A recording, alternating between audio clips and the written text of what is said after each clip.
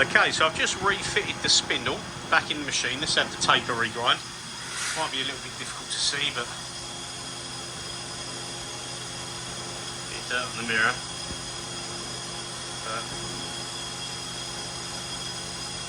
You can see it's nice and shiny in there now, so they reground it. So that's to take 0.8mm off the gauge line, which means it moves the tool back into the taper 0.8mm. So obviously I'll redo the tool change height, which is parameter 64, I think it is, tool change height, and then redo the grid offset in Z. But I just wanted to show you, this has got to come back off, but in there we've got a pair of new belts in there, a bit of oily handprints on them. I'll have to wipe that off, but this has got to come back off anyway. A nice matched pair of belts, and then what I'm doing now is I'm just checking the spindle oiler, making sure we're getting some oil to the spindle. So what you do is you run the spindle oil line normally goes through here, and it's on a P-clip attached to this. You disconnect it from the top of the spindle, the fitting at the top of the spindle on the collar, and you just put it into a bottle, and then you run the spindle at 5 RPM so you don't do any damage to the bearings, because obviously you're not running oil to them. So you run it at 5 RPM and you leave it for, I can't remember if it's 2 or 3 hours. Now this spindle seemed to be okay, but I'm going to run that while I'm here anyway. I know I haven't had it rebuilt and it's only a regrind, but I'm going to check it while I'm there. So yeah, that is it at the moment. And we'll run that there for a few hours, and then once that side of it's done, I'll bring you back and I'll show you after, say 3 hours, I'll show you what oil we've got in there just as a reference, and we'll go from there. So yeah, I'll see you in a minute. Okay, so we run the machine for 4 hours. I forgot about it. I was only going to do 3, but I forgot about it and we ended up running for 4. So I've come back up here, just taking the bottle out, and this is the amount of oil we've got. So you can see it's not a great deal, but that's enough for 4 hours running to lubricate them bearings in the spindle. So we know we are getting good oil up to the spindle. So I've got no issues there. So we've removed that. The spindle lube line goes back inside the casting here. You've got a P-clip that screws back into there, and then our fitting, if I can try and show you down here, our fitting is there. So we've just got to get a spanner on the main fitting, hold that while we turn the other fitting. Now it's a 7/16 the fitting on there, or you can get away just about 11mm, a bit too small. You can get away with a 12mm to do it up, because it hasn't got to be done tight. So currently that fitting on there is just loose. I haven't done it up, just showing you where it goes. So it slides back on there and does up. Then we can correctly tension these belts, and then the last thing we're going to do is this cavity down here that I'm showing you with the Allen key there. That hole gets filled with oil, and the oil fills up the cavity between the casting and the spindle cartridge. It's not very big. It's probably, I don't know, 5 to 8mm diameter all the way around the spindle cartridge, and then your coolant comes in this side, runs and floods around the casting, and obviously comes out under here, goes up through your P-cool, or comes out of here. And the oil around the spindle cartridge with the coolant flowing around that helps dissipate the heat. So that's what we're going to do. So I'm going to go tighten the fitting, tension the belts, fill it with oil, put the tool release piston assembly back on, put the head cover back on, then she's ready to run. Do a spindle warm up. I need to fill the tank with coolant again, so I took it out and put it in that one for the minute. And then once it's all done, we're going to recut apart, and hopefully it will have a much less tool popping. It never seems to eliminate them completely with the Haas that I found when I've had spindle tapers redone previously, but it will be miles better than it was. So yeah, I'm going to get it all back together, and then we're going to cut apart again. So come back in a minute and I'll show you cutting. chip auger motor. So let's turn her on and fire up. And I'm going to run a part again today. So we've run it before. This is off my other machine, or this off this one, I can't remember. But we've run the part already, but we were getting quite loud tool popping. So, cycle the door. I've got this unbolted for the minute. This actually bolts to that side, but for purposes of the demonstration, I wanted the doors to be open.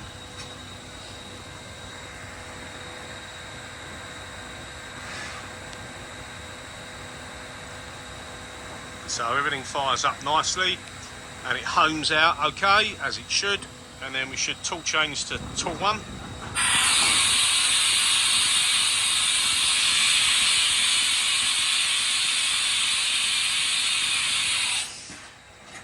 There we go, so we're in tool 1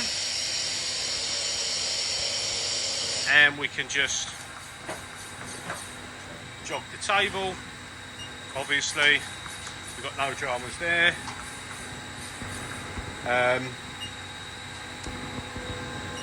If we 2000 RPM on the spindle. I've just replaced the belts as well. You'll see in some of the pictures, and I'll put some info up before. You will have seen before that I've done the belts when I refitted the spindle after the taper regrind. So sometimes new belts can be a little bit noisy and it takes a little bit of sort of playing around with the tension to get them to sound good, but we are there and it's as good as I can get it in a minute. But the belts will probably break in, so I retension it after a bit of use anyway. That's what I do if it's my machine and I was running it every day. So as said before, this is a 1999,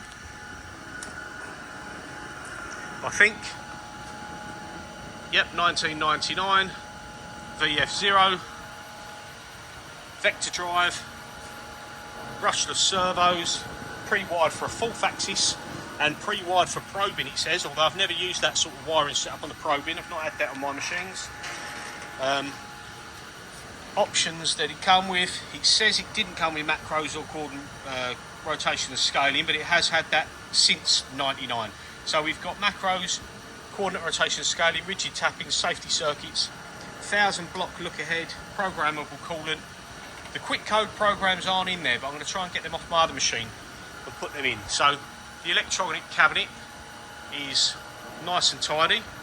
I just gave it a clean up from the dust and grime that was in there, but other than that it was really quite good.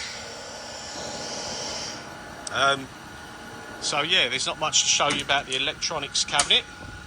Coolant tank, coolant pump, that hose is off my other machine, so that doesn't come with it. Nitrogen cylinder for the counterbalance on the head, which is charged up and all okay. This is just my extension lead there. Not really much to show you around this side. There's your connection for a fourth axis if you want to run one. I haven't tested that side of it out because I've only got one fourth axis, and that's on my VF3 over there. It used to be on here, but I keep it on the VF3 now because it's bigger. As said, I put a replacement one of these on there, used one because it was damaged. Oil, filters, removed the filter out of there like Haas recommend. As you would have seen earlier on in the video, I've checked the lube line to the spindle, so we're getting good oil. What else shall I say? It keeps out quite a lot, don't I? Options, let me show you the options on here because it's easier. So you've got rigid tapping, I've got repeat rigid tappings if you want a peck tap, safety circuit, rotation and scaling, DNC, background edit, M19 spindle orientation, macros, and that is it for the options, because this era didn't have the option for high speed. It was just called 1000 block look ahead. There's my program for the test piece. It's got 1 meg memory. I've upgraded to a USB floppy emulator. We've got a red book there. This isn't the red book for this machine specifically. It was a generic one that I got off a machine that was broken. So there's no parameter list in there, but we've got a parameter backup on a USB for whoever buys the machine. New way cover wiper seals. Cleaned all them up. Obviously you've seen pictures previously of the other videos, the machine completely stripped apart and everything cleaned out. Got P-cool on the machine, 7,500 RPM spindle, 20 tool carousel, new doors, door panels and seals, new side panels and seals, a stubby chip auger. This was one I had laying around because the one it come with, if I show you, someone can have it if they want. This came with it, and if you look, it's had some shoddy repair. So I haven't even bothered looking at that one. Again, side panels. See, the machine is nice and clean, considering its age. As I previously said, this is not a new machine. I don't sell any machines. I've only sold a couple of machines, but I don't sell any machines with warranty. I just go through them and kind of give them the once over, and that's about as good as you can get. If you buy an auction machine, yeah, you're going to get it miles cheaper, but you never know what you're going to get. Chances are, a lot of the time, you can't see them running, in which case you're going in completely blind, and trust me, I've been there and done that, and that's half the time where I get machines like this. They need, even if it isn't the money, it's the hours. If you're paying somebody else to do the repair works, it will add up to a ridiculous amount of money. So on this machine, for example, I've repaired the vector drive. I ended up repairing 2 servo amplifier cards. One, I replaced it. The video board had to be repaired because we had a bad screen. Obviously the spindle taper. What else have we done? The coolant pump. Belts. Completely stripped down to the head. New encoder belt and pulleys. Way cover, wiper seals. Yeah, it soon adds up. It's a lot of time. So yeah, you kind of know what you're getting if you're going to buy something like this from myself. It isn't necessarily any better in the sense of warranty or how it is. It could break tomorrow, but it's definitely had more of a once over than I'd almost guarantee anything anyone else is selling.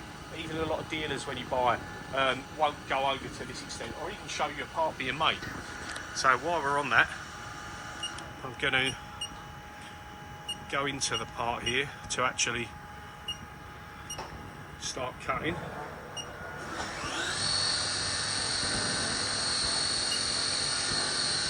I'll actually let me turn the coolant pump off because I forgot to undo that.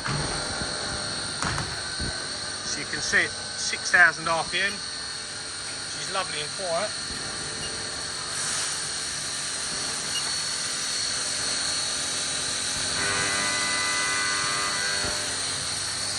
So I can still talk to you whilst the part is running. I haven't really set up the P-cool nozzle properly for this. I took it apart. A little bit high on the P-cool, but honestly you can adjust that up and down. There you go, that's a bit better. So yeah, I'll show you the machine running apart. We've got remote jog hand wheel. That's actually really nice condition and it works. Personally, I wouldn't want to be, see, no tool popping, I wouldn't want to be without a machine. Or shall I say, without remote jog hand wheel. Getting carried away watching the part, aren't I? I wouldn't want to be without remote jog hand wheel on one of those machines. After having it, leaning in when you're setting up a job, when you're touching off a part, setting tools, it's really nice to have the hand wheel just to do the fine control of when you're doing it, rather than leaning in with your hand back jogging on the machine. So we've got a better view from here.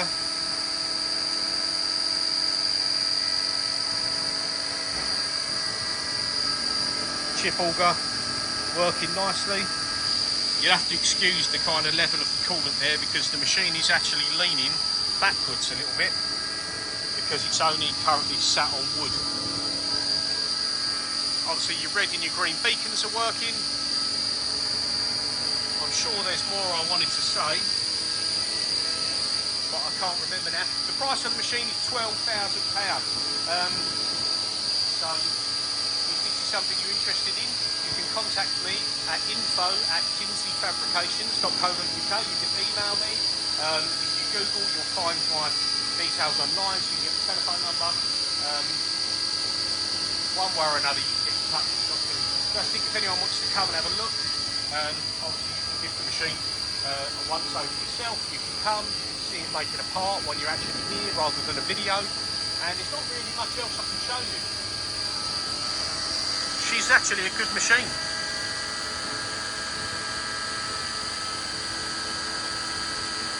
With regards to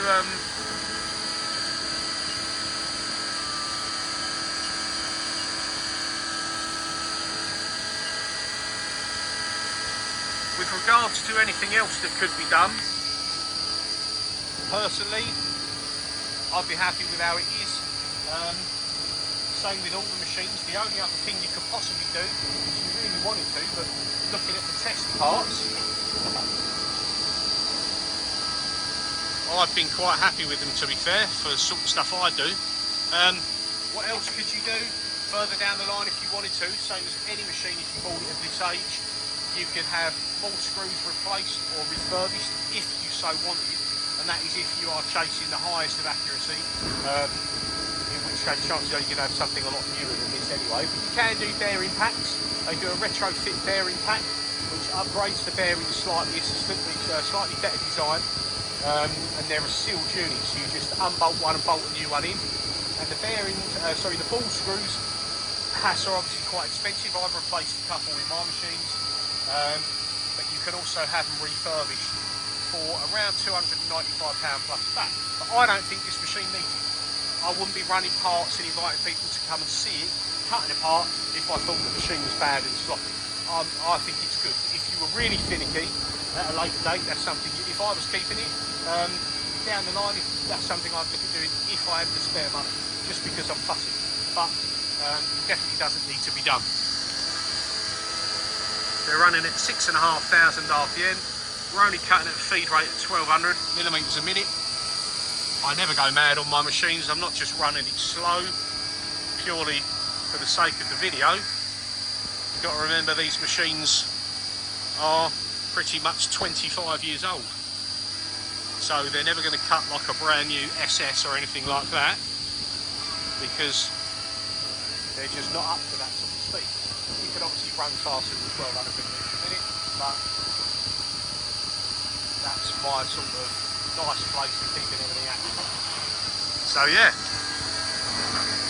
unfortunately the part on this is around 16 minutes. So there's going to be a lot of chit-chatting and waffling going on if you want to see the whole lot. Excuse the mess.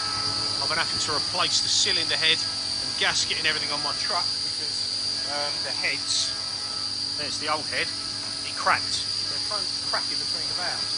So I've just had to put a whole new cylinder head on it and everything like that to get her up and running.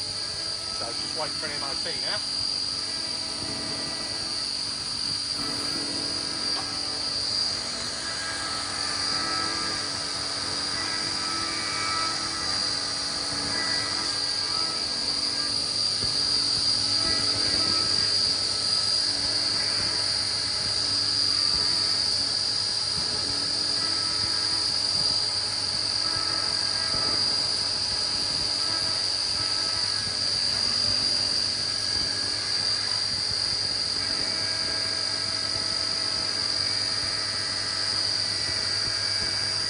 I think this side's running a little bit faster. Yeah, 2,000 millimetres a minute on this feed. Now,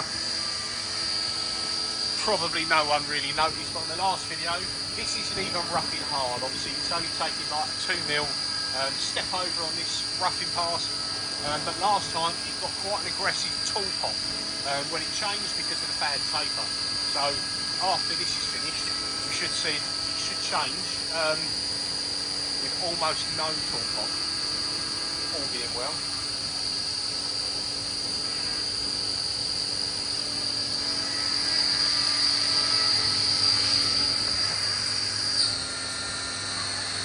That's going for the finishing pass.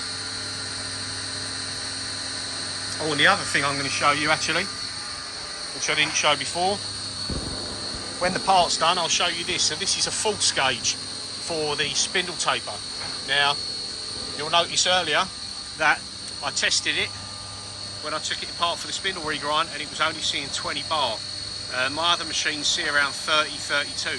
So we took it apart, found a cracked Belleville spring or washer, whatever you want to call it, replaced that and added 2 shims, and now we're up to around 30 bar, which is exactly where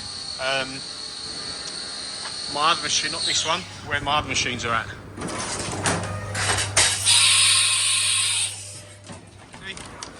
Only a slight pop there, miles better than what it was, better than my machines to be fair. So yeah, when this part is finished, I'll show you that drawbar tension, because it's definitely better than what it was. And obviously the better faults you've got on the drawbar, apart from getting a new one, you can just replace the odd spring that's broken. If you was to replace all the springs, you'd probably get it even better than that. But around 30 is what I'm at on the VF3 and the VF0E. I'm not sure about this one. I don't know if I've checked this one yet. This machine is working, but this is the one that has got that X phasing error whenever you turn it on, unless you have E-stop pushed in. Still never sorted it out. I changed everything. I even changed power supplies, tried 2 different power supplies, because people said that might be the cause, and that didn't make any difference either. They're the old spindle belts from the VF0, ones I've just replaced. So yeah, this has got really noisy X and Y ball screws. It still runs, and I've made a test part on this one, but I don't know where I've put it. But it is noisy. When she rapids in X and Y, it really does howl. Whereas this one is good to be fair, nice and quiet. My VF0E that I've got, I replaced the X and the Z ball screws in that, and they're noisy again, and that was only 3 years ago, and I bought new ones for that. So whether that had a slight oil issue, which made them get noisy quickly, but yeah, this one is pretty good.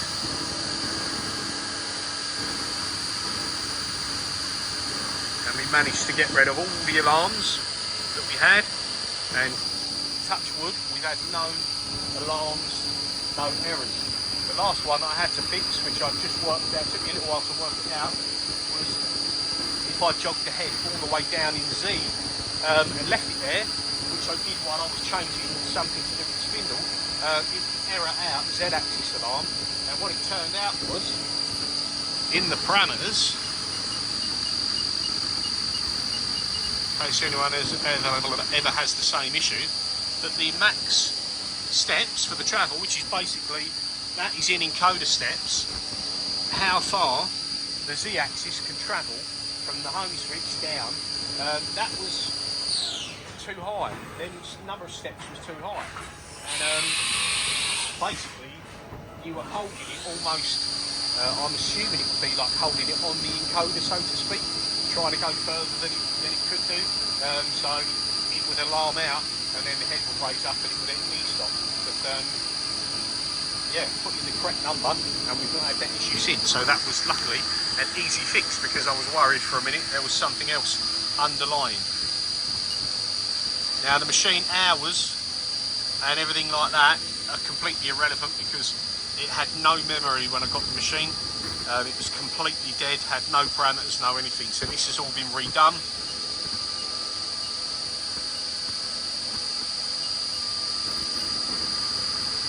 So you can see the versions there. So you've got floating software, because it's basically the earliest version of high speed. Mocon 10.02, model VF0.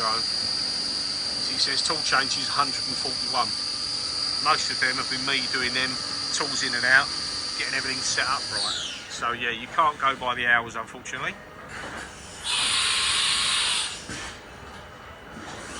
The tools are nice and quiet, everything's good.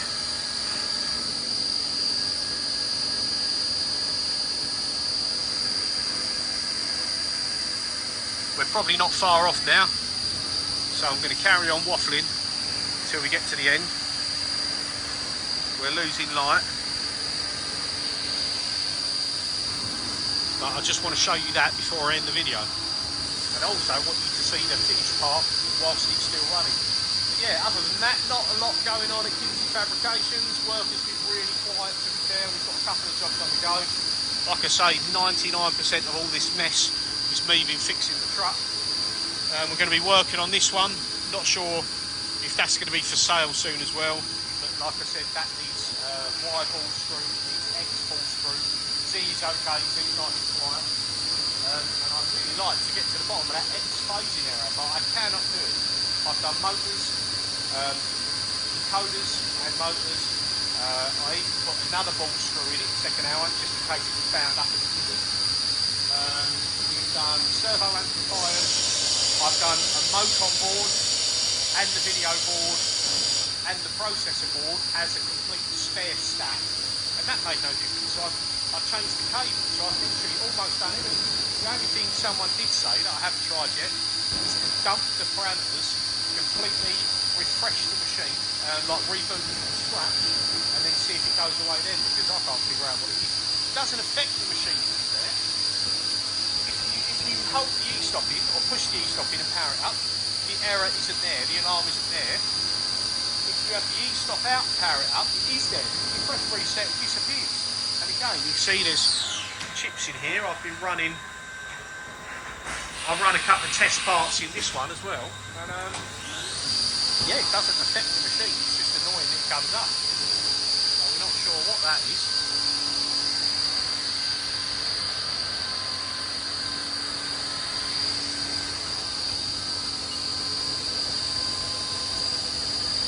So we're just chamfering the part now. You have to excuse the compressor.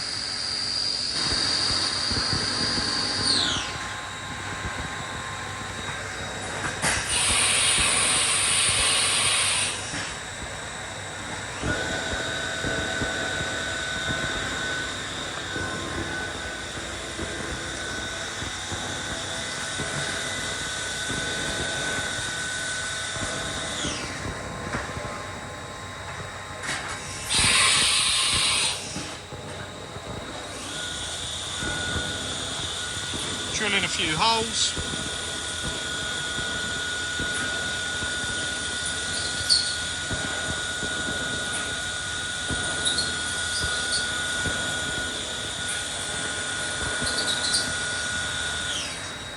And then the last process .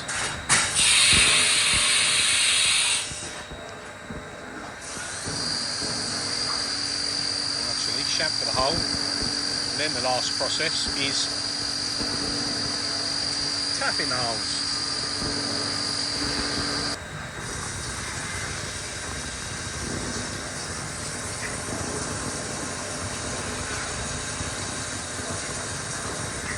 Very good view if you're tapping.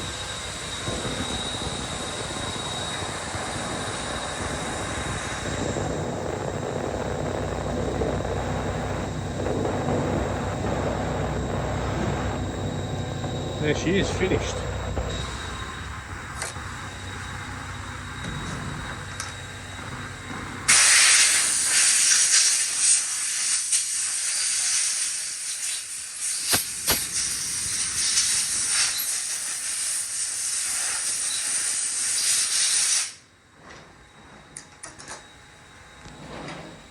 There's the finished part.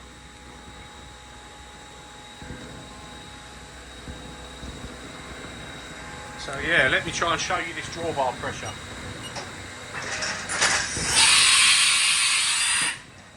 It's quite a heavy tool, so I'm just going to have to put it over there in a second. There you go. We're almost bang on, just above the 30 bar. So she's much better on the pressure now, much better. So yeah. And there's the bit of paper from the Midland Machine Tool Recon from when they reground the taper. There you go, taper, total indicator run out, 0 microns at 300mm, 5 microns at 300mm, and I think that position 2 is the bottom face 3 microns. So yeah. So there we have it. VF0E for sale, $19.99. The price is 12 grand. Get in touch, info@kinzyfabrications.co.uk. And then, yeah, if you're interested, you can come and have a look. Cheers for watching.